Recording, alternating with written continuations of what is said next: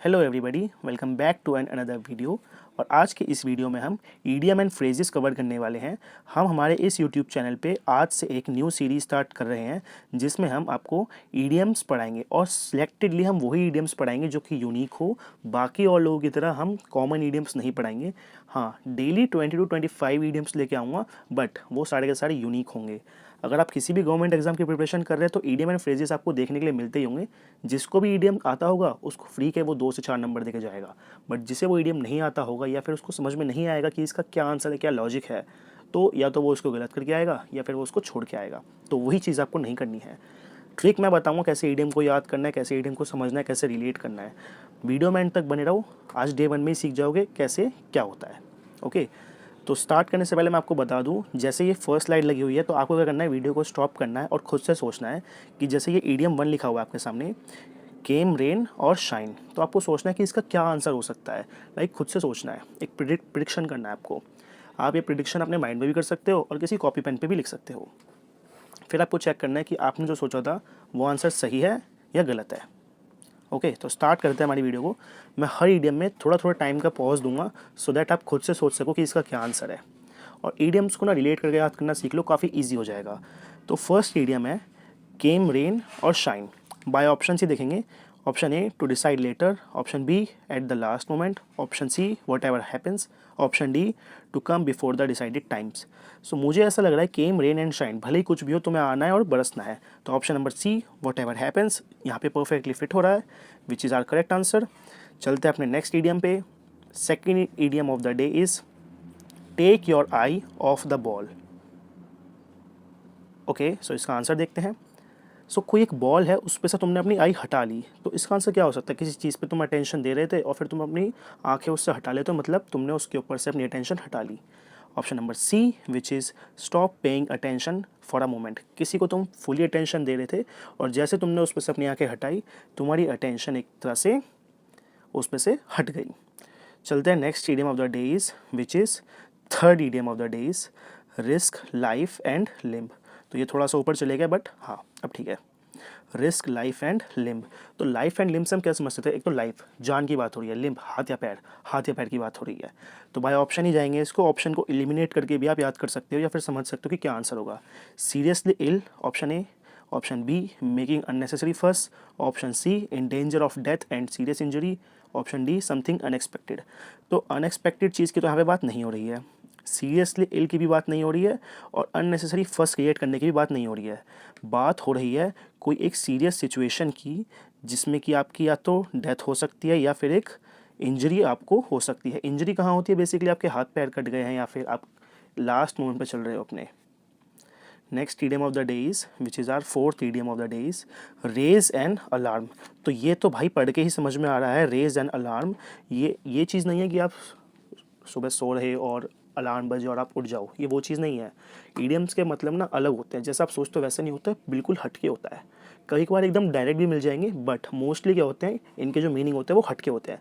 Raise an alarm मतलब कोई एक डेंजरस सिचुएशन आ गई है, तो आप एक अलार्म रेज कर रहे हो, बाकियों को बता रहे हो कि कोई एक डेंजरस सिचुएशन आ गई है, जिसका option number C, warn of a dangerous situation, correct answer होगा कि कोई एक डेंजरस सिचुएशन है जिसके बारे में आप सबको वार्निंग दे रहे हो, जैसे कि कोरोना के टाइम पे हुआ था।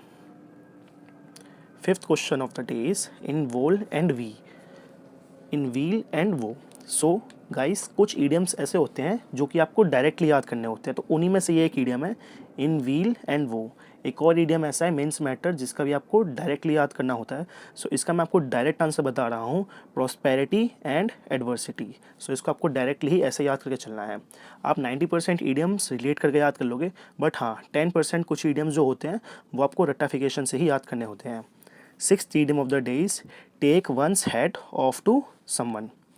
Take one's hat off to someone. तो इसको भी हम ऑप्शन एलिमिनेशन के थ्रू ही ख़त्म करेंगे। Option number A, show admiration to someone. Option B, display humility to someone. Option C, express anger to someone. Option D, indicate disapproval to someone. तो firstly हम यहाँ पे कोई डिसअप्रूवल की बात नहीं कर रहे, ना तो हम किसी को गुस्सा दिखाने की बात कर रहे, ना हम किसी के लिए ह्यूमिलिटी दिखाने की बात कर रहे।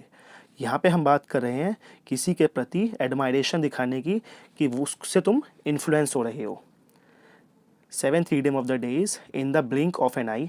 ये तो एक काफ़ी इजी idiom है जो कि आपको अपनी डे टू डे लाइफ में भी बोलना पड़ जाता है, या फिर आप बचपन से ही सुनते आ रहे हो कि आँख झपकाना। आँख है झपकती एकदम बहुत तेज़ी से, एकदम बहुत फास्ट। तो कोई चीज़ बहुत फास्ट हुई है, एक बहुत शॉर्ट टाइम में हुई है, which is our option number B, in an extremely short time.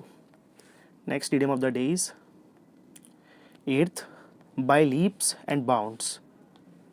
Option elimination के थ्रू ही इसको आज सॉल्व करेंगे। Option A rapidly, option B normally, option C slowly, option D unknowingly. So इसका जो आंसर होगा वो होगा आपका रैपिडली। वाई? बिकॉज ऑफ, इसको आप रिलेट करो, कोई एक रस्सी है, उसमें लीप्स एंड बाउंड्स लग गए हैं, मतलब वो उलझ गई है, उसमें गांठें पड़ गई है। तो आपसे कोई बोल रहा है कि जल्दी से जल्दी करो बट इसे सीधा करो। तो ये होता है किसी चीज़ को रैपिडली ठीक करना। लीप्स एंड बाउंड्स कुछ भी हो, बस तुम्हें वो काम जैसे तैसे फिनिश करना है। Option number idiom number 9, grain of salt. ये तो काफ़ी ईजी है समझना, ग्रेन ऑफ सॉल्ट, कि लेट सपोज तुम्हारे सामने एक जगह चीनी रखी हुई है पीस के, एक जगह नमक रखा हुआ है। तो तुम क्या करोगे, एक छोटी सी चुटकी लोगे और दोनों को टेस्ट करके देखोगे। तो टेस्ट करने के बाद तुम्हें पता लगेगा कौन सा नमक है, कौन सी चीनी है। तो इसका जो करेक्ट आंसर होगा वो होगा आपका ऑप्शन नंबर बी, डाउट, कि तुम डाउट में हो कि ये चीनी है कि नमक है। तो ग्रेन ऑफ सॉल्ट मतलब एक छोटी सी चुटकी भर के देखना कि ये क्या चीज़ है। Next which is our 10th idiom of the days, build castles in the air.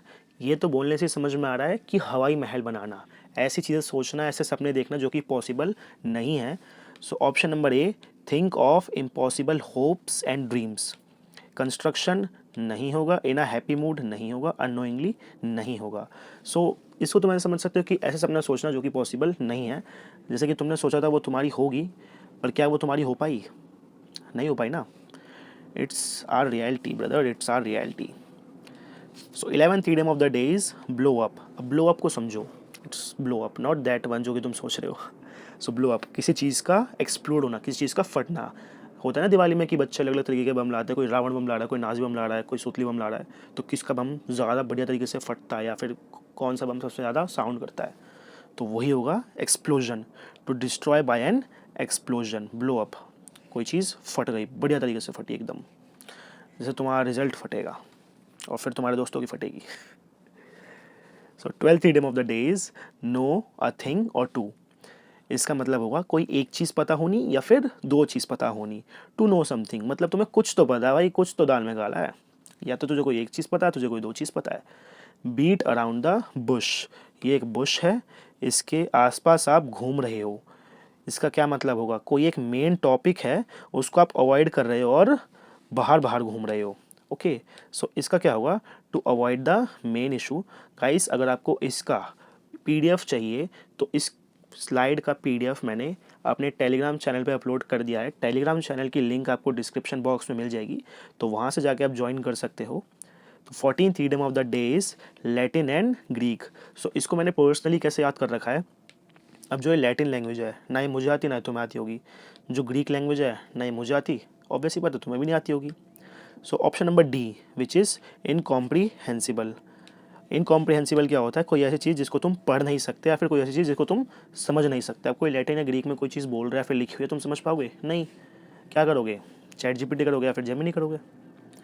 15th idiom of the days, ring a bell. Ring a bell को कैसे रिलेट कर सकते हो कि घर की घंटी बजी है, मतलब फेमिलियर साउंड, कि अरे ये तो मेरे घर की घंटी है। तुम जाते हो ना किसी के घर में, मानो तुम्हारे घर में कोई यूनिक घंटी लगी पड़ी है, फिर यूनिक रिंग लगी हुई है, और तुम किसी और के अपने फ्रेंड के घर जाते हो और वहाँ पे भी सेम रिंग लगी हुई है, तो तुम क्या बोलते हो, अरे ये तो साउंड फेमिलियर, मतलब कि मैं तो इस साउंड से फेमिलियर हूँ, तो मैंने पहले भी सुनी है, यानी कि तो मेरे घर में भी है।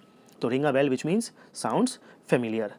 16th idiom of the days, all bark and no bite. कुछ होते हैं ना आपके फ्रेंड्स जो सिर्फ बोलते हैं, कुछ करते ही नहीं है, लाइक होते थे ना स्कूल टाइम में जो सिर्फ बोलते बोलते थे, बोलने का शेर, करने का कुछ नहीं है वो। तो वही है, full of talk but low on action. जैसे कि कुत्ते भी होते हैं, बस रात में भौंकते रहते हैं। चोर चोरी करके चले जाएगा पर ये भौंकते रहते हैं, काटना इनको है ही नहीं।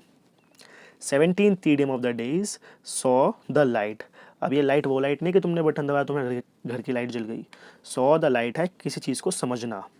अंडरस्टूड द ट्रूथ, जैसे लॉर्ड बुद्धा ने लाइट को देखा था और उनको जो भी ज्ञान था वो सारा का सारा मिल गया था, तो उसी से आप रिलेट कर सकते हो। सॉ द लाइट मतलब किसी चीज़ को समझना।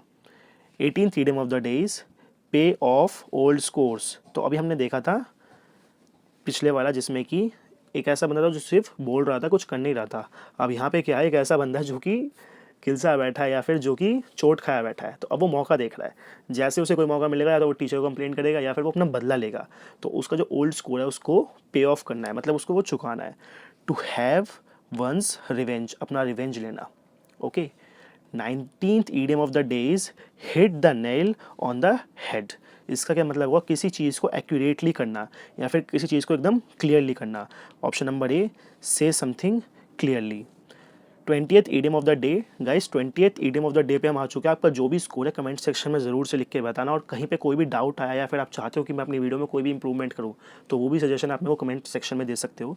तो आज की इस वीडियो को हम यहीं पे एंड करेंगे अपने 20th ईडियम के साथ, जिसका है ब्रोक द आइस। अब ये आइस है, इसको आपको तोड़ना है। वैसे तो आइस को बहुत ईजिली आप तोड़ सकते हो, बट हाँ, कोई बहुत ज़्यादा स्ट्रॉन्ग है फिर हार्ड आइस है तो उसको भाई तोड़ते तोड़ते तुम टूट जाओगे, पर वो नहीं टूटेगी। बट यहाँ पे उस आइस की बात नहीं हो रही।